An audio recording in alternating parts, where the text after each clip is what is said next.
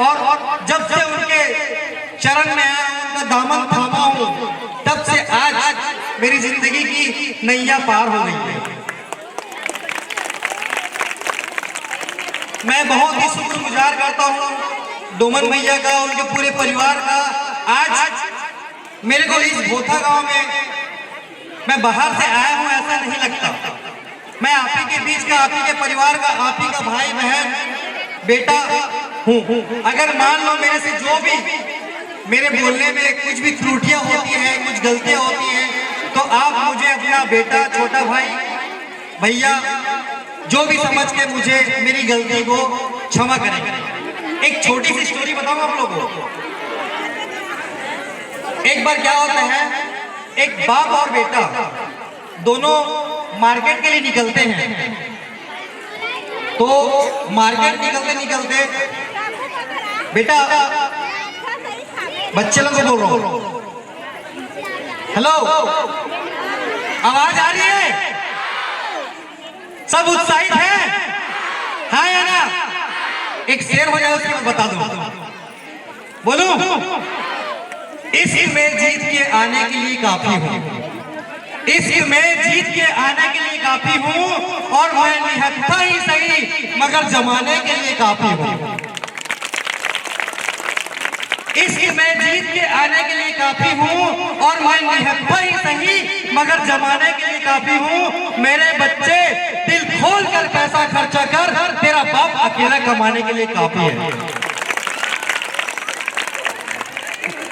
और सुनेंगे? और सुनेंगे? उनकी कत्थई आंखों में दिखते हैं, उनकी कत्थई आंखों में दिखते हैं चाकू वाकू, छुरी उरी, खंजर वंजर सब। समझ रहे बात?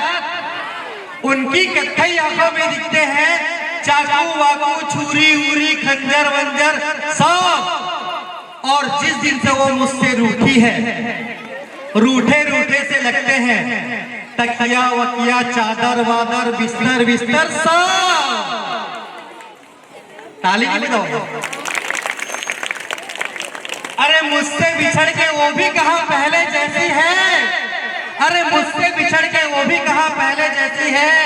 फीके पड़ गए उनके चूड़ी उड़ी, गहने वहने, जेवर वेवर सब सब। तो दोस्तों स्टोरी आगे बताओ। तो एक बाप बेटे दोनों मार्केट में निकलते हैं और चलते जाते हैं। रास्ते में चलते चलते एक मेला आता है। मेला आता है तो बच्चा क्या बोलता है, छोटा सा रहता है बच्चा, बोलता है पापा मेला मेला जाएंगे। बाप गरीब रहता है, बोलता है कि बेटा चल बाद में आएंगे।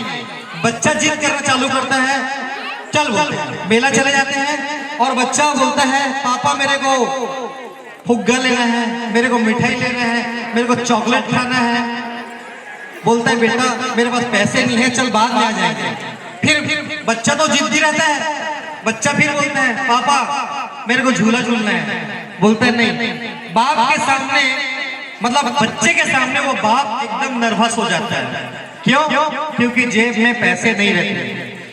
फिर अचानक वो मेले में चलते चलते एक बड़ा सा झूला झूलते हुए देखते हैं। वहां पे काफी सारे भीड़ लगी रहती है। उस मेले में दोनों बाप बेटा उस झूले को देखते हैं, और बच्चा उस झूले को देखने में इतना मशगूल हो जाता है, इतना मशगूल हो जाता है कि बाप के हाथ से बच्चे का हाथ छूट जाता है। बात समझ आ रही है? सुन रहे हैं?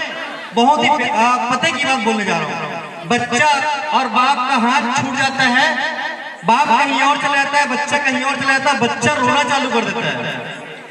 तो बच्चा जब रोता है ना, तो अगल बगल जो मेले में आए रहते हैं वो लोग क्या बोलते हैं कि बेटा चॉकलेट खाओगे, बेटा आइसक्रीम खाओगे, बेटा मौत का कुआं देखोगे, बेटा झूला झूलोगे।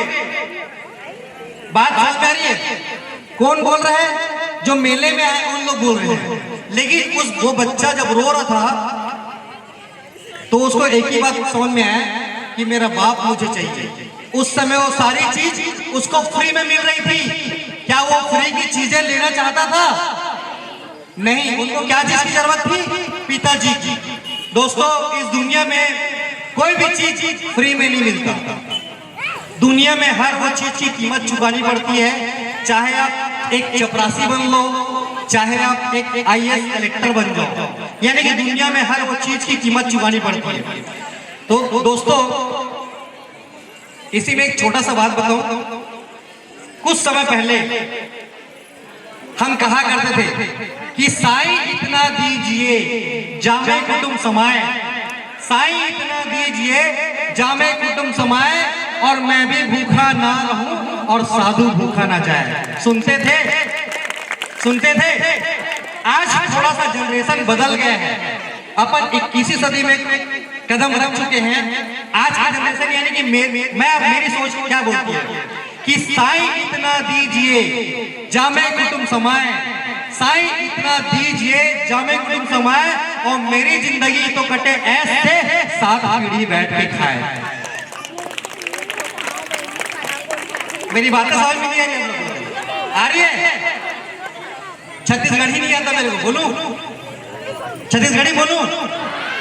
लाल है गुलाल है फुंडा फुंडा गाल है, लाल है गुलाल है फुंडा फुंडा गाल है, और प्यार तो कर दे टूरी और कहीं इज्जत के सवाल है। ठीक ठीक है।